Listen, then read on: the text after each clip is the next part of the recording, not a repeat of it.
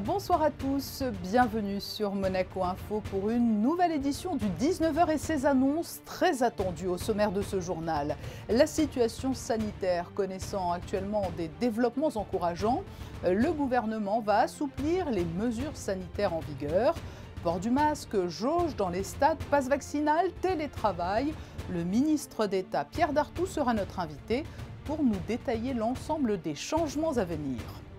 Accidents, prise de risques parfois inconsidérées depuis le mois de janvier. Une nouvelle réglementation est intervenue pour encadrer la pratique des trottinettes électriques. Ces mesures sont-elles respectées et comprises? Reportage à suivre. Aujourd'hui s'est achevé le One Ocean Summit, rassemblant en Bretagne les dirigeants du monde entier au chevet des mers et océans. Nous serons en duplex de Brest avec Robert Calcagno, le directeur de l'Institut océanographique, a suivi les débats. Après une épopée européenne victorieuse d'Athènes à Belgrade, les Lituaniens de Kaunas ont mis un coup d'arrêt à la belle dynamique de la Roca Team. Ils se sont imposés d'un point à la salle Gaston Médecin hier soir. Et puis nous poursuivrons notre série de reportages sur les ateliers proposés aux enfants pendant les congés scolaires. Après la découverte de la mer au musée océanographique et le théâtre d'improvisation, place ce soir à de la robotique. Mais sans plus attendre, un point sur la situation sanitaire et les mesures qui en découlent avec le ministre d'État, Pierre Dartout, et notre invité. Monsieur le ministre, bonsoir. Bonsoir. Il y a des entretiens et des circonstances toujours plus positives que d'autres et l'on s'en félicite. Sans triomphalisme toutefois, est-ce que vous nous confirmez aujourd'hui que les chiffres de la pandémie ont amorcé une nette baisse? Alors effectivement, depuis dimanche dernier, on voit que la grande majorité des données quantitatives sur lesquelles nous nous fondons pour apprécier l'évolution de la pandémie ont décru, c'est-à-dire se sont améliorées. Qu'il s'agisse du taux d'incidence, du nombre de personnes hospitalisées, notamment ceux qui sont en réanimation, du taux de positivité dans les analyses, dans les tests, tous ces chiffres sont en évolution favorable, ce qui nous conduit naturellement à envisager des mesures plus favorables. Tout d'abord, ce qui fait le plus débat, le port du masque. Alors le port du masque ne sera plus obligatoire en extérieur, à l'exception de quelques lieux, ce qui était déjà le cas il y a plusieurs mois, par exemple la place du marché ou la place du Palais au moment de la relève de la garde. À part ces lieux particuliers, il n'y aura plus d'obligation de porter le masque à l'extérieur. Demeurera bien sûr l'obligation de porter le masque à l'intérieur des lieux ouverts au public. Donc notamment les écoles?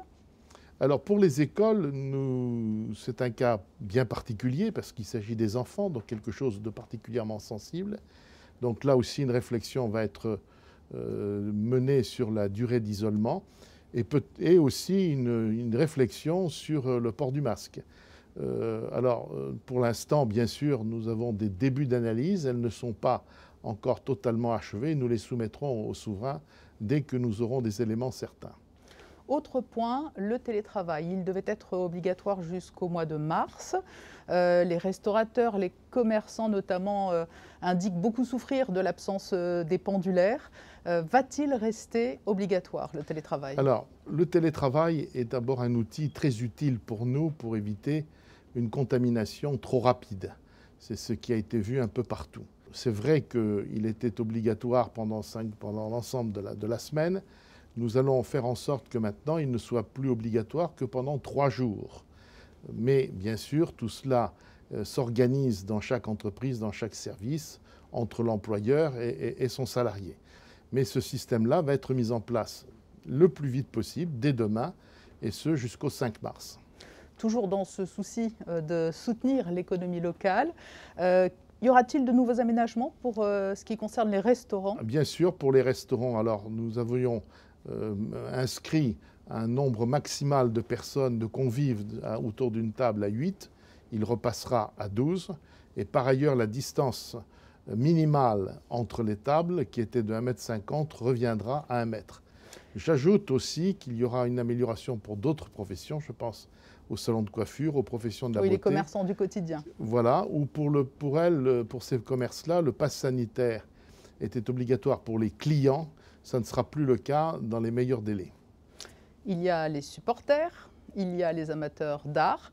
La jauge dans les stades ou dans les salles de culture sera-t-elle aménagée? Absolument, il n'y aura plus de jauge dorénavant. Il y aura bien sûr toujours les mesures qui sont prises en termes de passe sanitaire, de port du masque, mais il n'y aura plus de mesures concernant les jauges.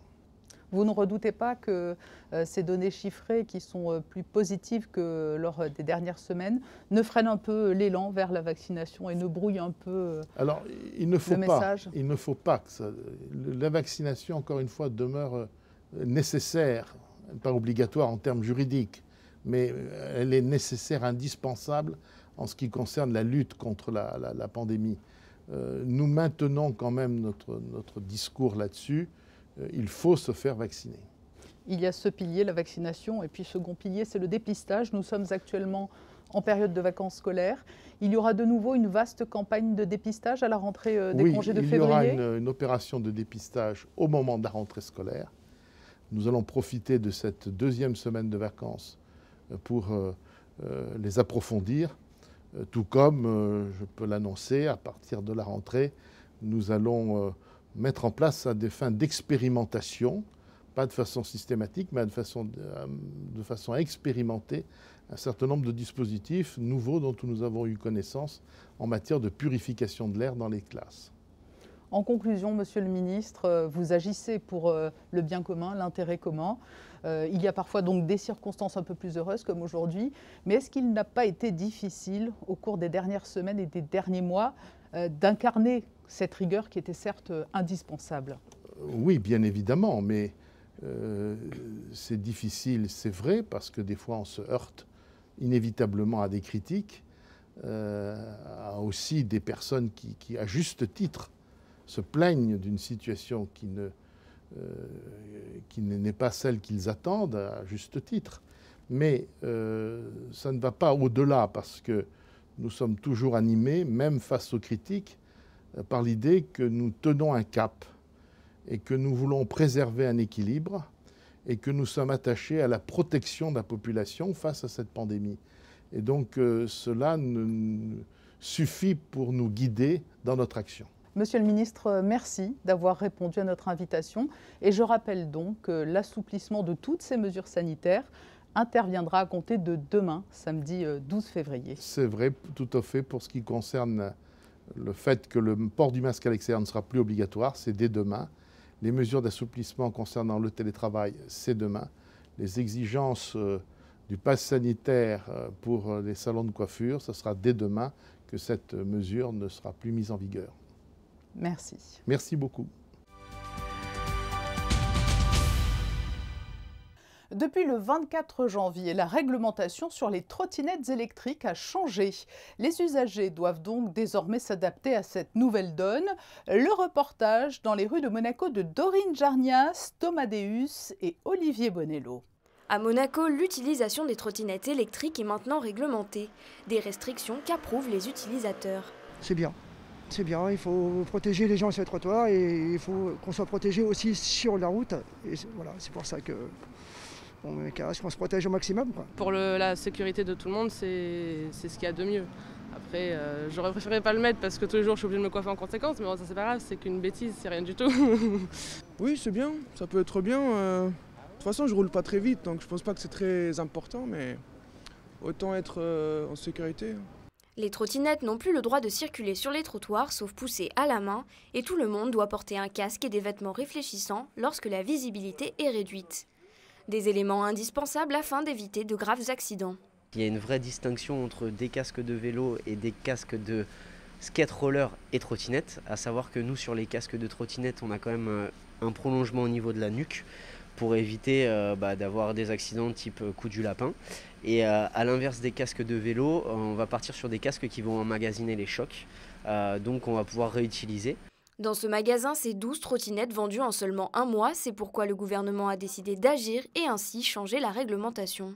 Les autorités monégasques se sont rendues compte, comme les autorités du pays voisin, qu'il y avait un développement de ces modes de déplacement personnel, pour la bonne et simple raison qu'ils sont beaucoup plus accessibles financièrement. Ce qui est important d'indiquer, c'est qu'au regard de la vitesse à laquelle ces engins peuvent se déplacer, il y a certains équipements qui sont donc obligatoires.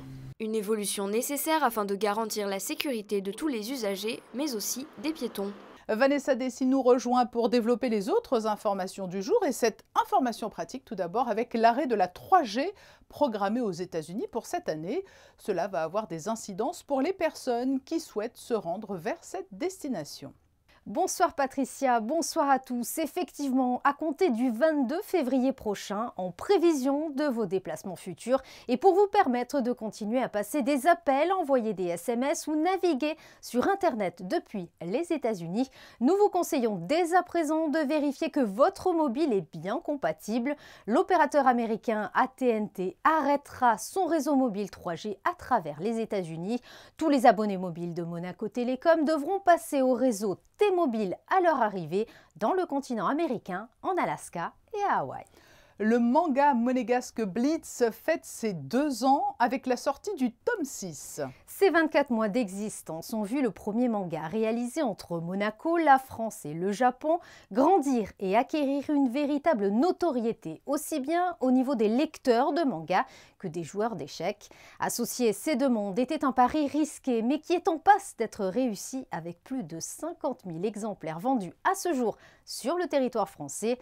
Ce tome 6 permet de voir les héros évoluer à Kyoto lors du tournoi national. La personnalité cachée de certains se dévoile de manière inattendue au fur et à mesure de la compétition. Les parties d'échecs sont à nouveau très présentes dans ce tome, ce qui permet de les mettre en scène de manière spectaculaire et ludique. Et comme chaque été, Monaco accueillera des stars de la musique lors du prochain Monte Carlo Summer Festival. L'Opéra Garnier Monte Carlo ouvrira ses portes le 13 juillet à Pink Martini pour débuter la saison d'été. La chanteuse Imani jette un sort à 8 violoncelles pour transformer des tubes incontournables de l'histoire de la pop. James Blunt annonce un grand retour sur scène et passera par Monaco avec une date exceptionnelle le 28 juillet à la Salle des Étoiles. Et enfin, à l'occasion de sa tournée européenne, l'iconique Rita Ora donnera un concert le 31 juillet. Le One Ocean Summit referme ses portes à Brest pendant 3 jours. Des dirigeants du monde entier, des économistes, des activistes se sont retrouvés pour évoquer l'avenir des mers et océans et les moyens notamment de mieux les protéger. Le directeur de l'Institut océanographique est avec nous en duplex de Brest. Bonsoir Robert Calcagno. Bonsoir Patricia. Quels sont les enjeux de ce One Ocean Summit ? Qu'est-ce qui fait que ce ne sera pas un sommet de plus sur les océans ? Alors, c'est un sommet qui est un peu particulier puisqu'il n'était pas prévu à l'agenda international et c'est une décision récente de la France en tant que président de l'Union européenne pour ce premier semestre 2022. Mais il est quand même particulièrement utile puisque nous aurons un agenda 2022 particulièrement important. Ce sommet permet de donner donc une impulsion politique à cet agenda et de préparer, de rassembler des coalitions de chefs d'État et de gouvernement pour impulser vraiment une décision, une direction. Le fait qu'il y ait autant de grands leaders mondiaux qui viennent dans une ville de Bretagne, c'est plutôt bon signe pour la cause environnementale. Nous voyons qu'aujourd'hui, c'est un sujet politique majeur, c'est un sujet de coopération internationale majeur, c'est un sujet d'économie et de finances majeur, et ça, c'est une excellente chose. Maintenant, il faut vraiment que l'année 2022 nous permette de passer des bonnes intentions pour nous permettre de protéger la haute mer. Ça représente près de 50% de notre planète Terre et aujourd'hui, aucun instrument juridique ne permet de créer une aire marine protégée en haute mer. Quelles sont les annonces importantes en ce dernier jour de débat ? Ce sommet ne permettra pas vraiment de grands accords internationaux. Il n'est pas prévu, il n'est pas juridiquement. Certains pays vont annoncer. Nous avons eu beaucoup de discussions avec la France pour les convaincre d'appuyer sur les aires marines protégées de l'océan austral. Et la France a tout à fait l'autorité de créer une vaste aire marine protégée autour des îles Kerguelen, Crozet, comme elle le souhaite. Et donc, on a travaillé là-dessus mercredi, jeudi. J'ai bon espoir, on verra.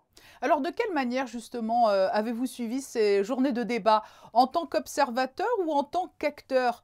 Parce qu'on sait que l'engagement du musée océanographique en faveur des océans a toujours été très important et prend de multiples formes. Nous avons, en fait, je suis intervenu à 3 endroits différents. D'abord un hotspot où j'ai pu exprimer la position de l'Institut océanographique, mais aussi de la Fondation Prince Albert II sur la protection des pôles. Et j'ai présenté le livre, mon nouveau livre, qui va être publié donc le 23 février prochain. Hein, c'est maintenant dans quelques jours. Deuxième intervention dans un atelier sur les nouvelles façons d'éduquer et de sensibiliser les jeunes. Et puis j'ai participé, je suis intervenu à un forum pour la mise en valeur de notre patrimoine maritime, où les personnes étaient très intéressées de connaître tout le renouveau de l'action du musée océanographique avec les expositions d'art contemporain ou plus classiques, les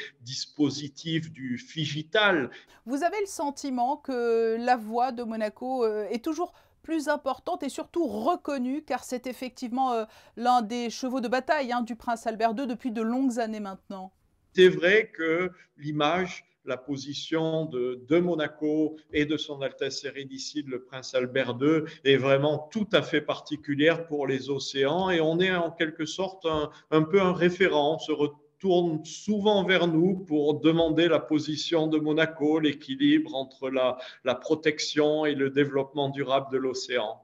Voilà une voix qui porte. Merci Robert Calcagno d'avoir répondu à nos questions en duplex de Brest où se tenait le One Ocean Summit depuis mercredi. Et nous ne manquerons pas de vous retrouver donc très prochainement pour la parution officielle de cet ouvrage le 23 février. Merci beaucoup Patricia. Bonne soirée. Une grosse désillusion pour la Roca Team jeudi soir à Gaston-Médecin. La victoire était impérative pour les Monégasques dans leur course au play-off, mais les Lituaniens de Kaunas sont venus réaliser le coup parfait. Le résumé de la rencontre avec Yannick Debever, Sylvain Péroumal et Alexandre Gougassian. La déception est immense pour la Roca Team qui s'incline pour la 13e fois de la saison en Euroleague. Natas Motiejunas se charge de montrer la voie et inscrit 10 points dans le premier quart-temps. L'énergie et l'envie sont là côté Monaco, à l'image de cette action de Mike James. Et boum, le dunk de Mike James. Mais l'élite... Je pense que ce soir, collectivement, on n'a pas été très bon offensivement. La balle n'a pas beaucoup bougé, on était assez statique. Kaunas, eux, ils ont fait par contre le match qu'il fallait, le match du traîneur. Ils ont toujours été derrière nous, pas loin, mais ils ont su mettre le bon shoot pour passer devant au bon moment. Ils se sont battus, ils ont joué très physique. Et voilà, nous honnêtement, remettre la tête dedans. We should definitely now, still have, a good opportunity now against big teams, to play our best basketball, to learn from this game, how we're not supposed to be playing, and to attack any game. Avec cette défaite, la Roca Team glisse à la 11e place provisoire. Il faudra vite se remettre la tête à l'endroit pour les Monégasques. Les Villeurbanais les attendent ce dimanche pour le choc de la 20e journée de Betclic Elite. Du basket au football, il n'y a qu'un pas, Vanessa Dessy. Oui, Patricia, Monaco reçoit Lorient pour le compte de la 24e journée de Ligue 1. L'AS Monaco veut poursuivre sur sa lancée. Après une très belle victoire contre l'OL la semaine dernière, l'ASM souhaite se rapprocher du podium. Je vous propose justement d'écouter Philippe Clément, l'entraîneur de l'AS Monaco, à l'occasion de la conférence de presse d'avant-match. On veut gagner tous les matchs. Et ce n'est pas si important qu'est-ce qu'il y a à la position des autres dans le championnat. Parce que tu vois, les mois passés, Monaco a perdu les 3 points contre contre l'Orient, dernière fois. Pour ça, on doit concentrer de nous-mêmes, d'essayer de prendre si beaucoup de points que possible, parce que nous sommes encore dans ce marathon, et c'est un marathon, une saison, et on doit être là tout le temps. Et pas de temps en temps oui et de temps en temps non. On doit être là tout le temps. Et nous connaissons désormais l'adversaire de l'AS Monaco en demi-finale de la Coupe de France. Il s'agira de Nantes le mardi 1er mars, rencontre à l'extérieur. À vos baskets dimanche sur le Port Hercule. Avec de multiples adaptations dues à la crise sanitaire, la Monaco Run aura lieu ce week-end. Tous les passionnés de running pourront venir se tester sur plusieurs épreuves.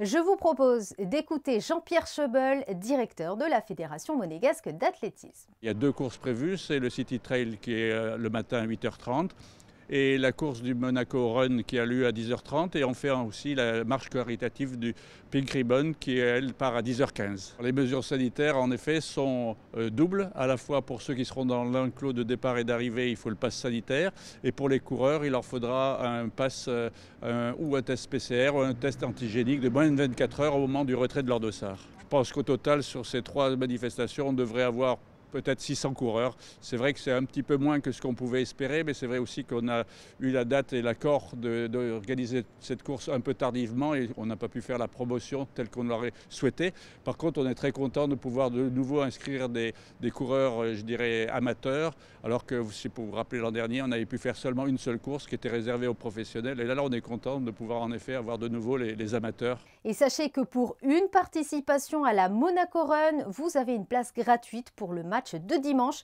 face à Lorient. Pour bénéficier de l'offre, il vous suffit de vous présenter au Stade Louis II avec votre dossard. La gare de Monaco présente une nouvelle exposition. Vous pourrez découvrir sur site des œuvres de l'artiste Aboudia. La gare de Monaco propose en exclusivité des peintures de l'ivoirien Aboudia. Les visiteurs pourront découvrir des œuvres de ce jeune artiste qui revient sur les thèmes de l'enfance dans les rues dont il a capté l'énergie, la pauvreté et les enfants soldats. L'accès est libre et à découvrir jusqu'au 1er avril. Pendant les vacances scolaires, l'offre d'activités pour les plus jeunes en principauté est toujours variée. Après le musée océanographique, le théâtre des Muses, nous vous emmenons aujourd'hui à la bibliothèque Princesse Caroline pour un stage de robotique avec Alexandra Pani et Olivier Bonello. Ce seront peut-être les roboticiens de demain. Malgré leur jeune âge, ils sont déjà capables de construire et programmer ces petits robots. Un atelier mêlant qualité intellectuelle et manuelle et qui s'adresse aux enfants à partir de 8 ans. Au début, c'est un petit peu compliqué, mais après, une fois qu'on a compris, c'est simple. On a utilisé un programme et après, on l'a téléversé dans le robot pour qu'ensuite, on en arrive au résultat. Et la parité est bien respectée dans cet atelier puisqu'ils sont autant de filles que de garçons. On doit essayer que le robot essaye de contourner un obstacle et faire un bip quand il essaye de trouver un obstacle et il doit essayer de suivre une ligne. Avec l'ordinateur, on programme tout et après on le téléverse dans le robot et ça doit suivre les ordres qu'on lui donnait sur l'ordinateur. Pendant 5 matinées, 4 binômes ont pu travailler sur leur propre robot. Familiarisés dès le plus jeune âge à l'école à la programmation, ce stage permettait d'apprendre de nouvelles fonctionnalités de manière ludique. On va dire qu'on prend le relais pendant les vacances, mais aussi les mercredis après-midi avec des animations qui sont plus dans le divertissement. Mais on a également un rôle d'accompagnement vers la découverte de ces nouvelles technologies, du numérique, alors soit notre équipe directement, soit des intervenants extérieurs que l'on engage pour leurs compétences. Un stage ludique et qui pourra, pourquoi pas, susciter de nouvelles vocations. Il nous reste à prendre connaissance des prévisions météo pour être tout à fait complet. Comment le week-end s'annonce-t-il, Vanessa ? Eh bien Patricia, la journée restera principalement ensoleillée malgré quelques passages nuageux. Une légère brise de 16 km/h soufflera sur le territoire. Les températures iront de 6 à 12 degrés. Le soleil se lèvera à 7h32 et se couchera à 17h56 et nous fêterons les Félix. Merci Vanessa, nous vous donnons rendez-vous demain à 19h pour un nouveau journal. Ce week-end est le dernier week-end des soldes et il va coïncider avec les achats avant la Saint-Valentin lundi. Nous vous donnerons d'ailleurs demain quelques idées cadeaux. C'est sur cette thématique de l'amour que nous nous quittons avec ces photographies signées Mickaël Alési. Belle soirée, très bon week-end à tous aussi, mais nous comptons sur vous demain à 19h sur Monaco Info.